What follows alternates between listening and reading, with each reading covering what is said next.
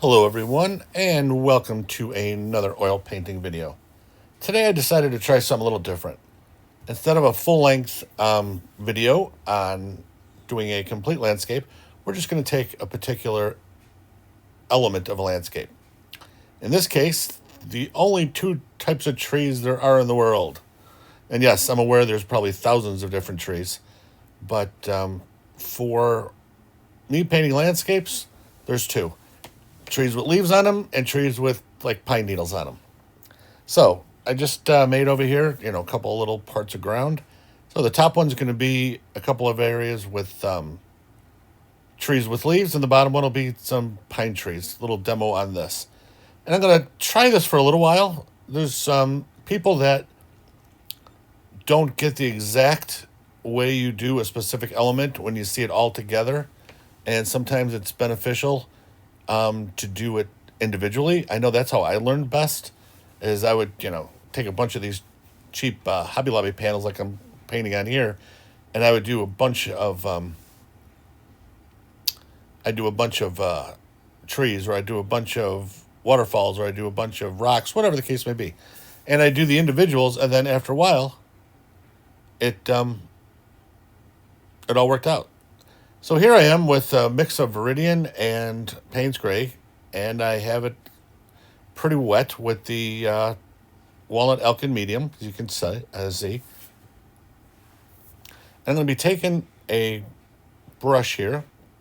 It's an angle brush. I think it's an inch brush. And I'm just tapping in texture. That's it. I just want to make it so there's no like brush marks or whatever in this. I just want it to be like a foliage type texture. And then what I'm going to do is take a fan brush. There you go. And I'm going to take the no medium. This is going to be thicker paint. And it's going to be raw sienna.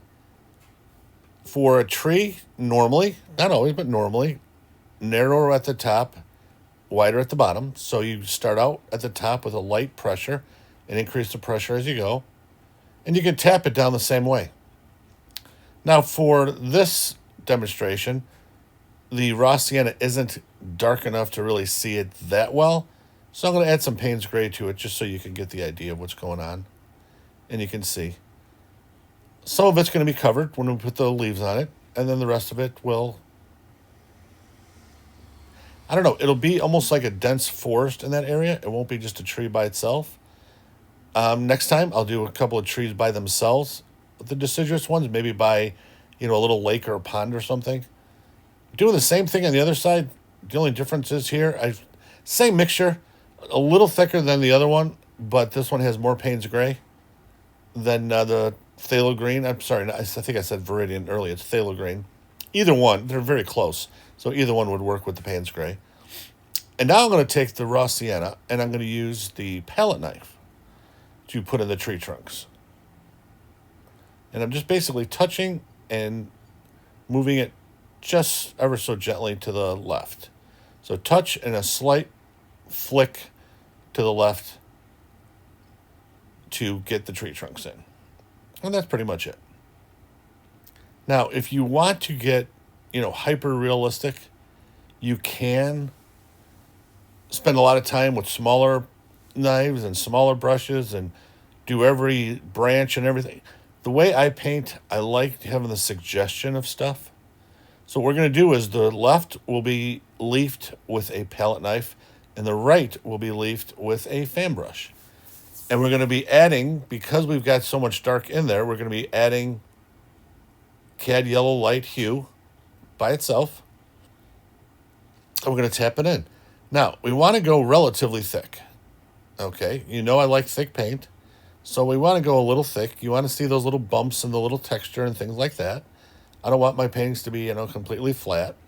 If you notice the trunks on the ones on the left that I used the palette knife for, those stick out, they have texture. Well, these leaves do as well. Now, obviously, this doesn't look perfect here because it's not in the confines of a landscape to go with it. So there'll be little bushes underneath the base and stuff like that. But that is a really nice way of doing leafed trees. Now, this other way is kind of cool. I am doing more and more palette knife work. I started doing some paintings in my studio for studio work with the palette knife only. I may get to the point where I may do some videos on the palette knives work only, see how everybody, what their reaction is, what they like. But you're going to do the similar thing. We tapped in with the fan brush. You're going to tap in with the knife. You're going to make, these little shapes, almost like little umbrellas, and you're going to carry it out, and you're just going to leaf the trees.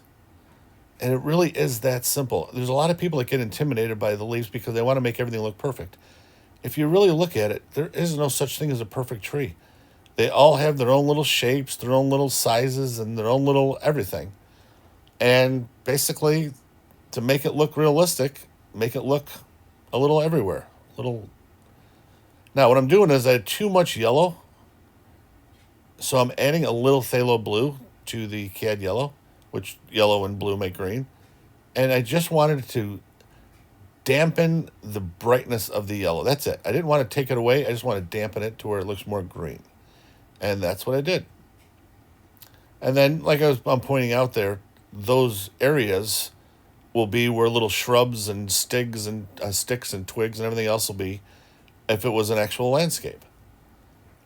So now let's do our trees with pine needles, or fir trees, or pine trees, or Christmas trees. Use a fan brush and then just start with the corner. Again, narrower at the top, wider at the bottom. Now for me, that's not thick enough. I like thick paint, as you've noticed if you watched any of my videos. And I'm not crazy thick like some other artists, but I don't like it to be to where there's no texture. So that's how you do one. And then this is my favorite way. And this is very impressionistic, but it really has a nice feel to it. The first one, I'm going to use a fan brush, which I've used for this technique in the past.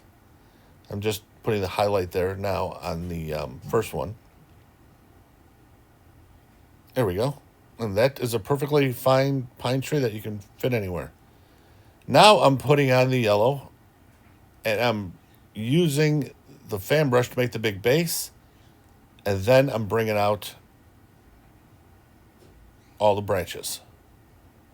Now I'm putting in a little bit of Payne's Gray by itself, just to separate it. So before I started dark, went to light. The other one I started light and then went to the dark. Either way is fine. Now this way is the funnest way for me. I love doing the palette knife. The palette knife pine trees. The palette knife that I'm using, as you can see, has a similar shape to a pine tree anyways. And it's just a matter of tapping it flat onto your canvas, your wood, whatever you're using.